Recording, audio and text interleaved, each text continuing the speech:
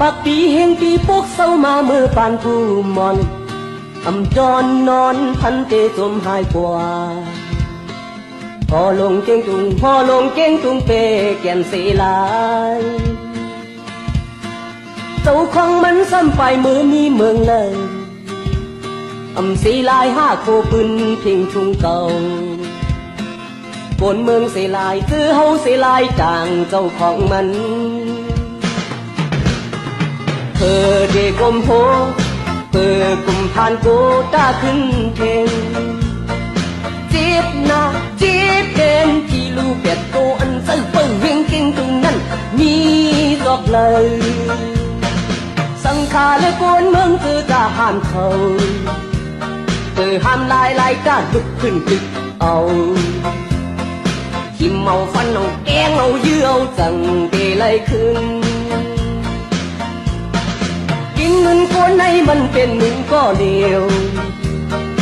คนเงินคนในกินหมดมวยคือหาย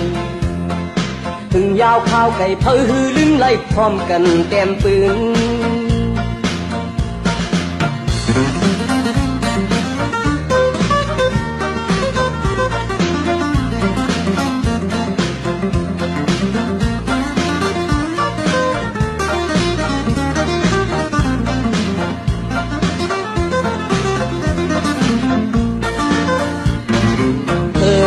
กลมโพ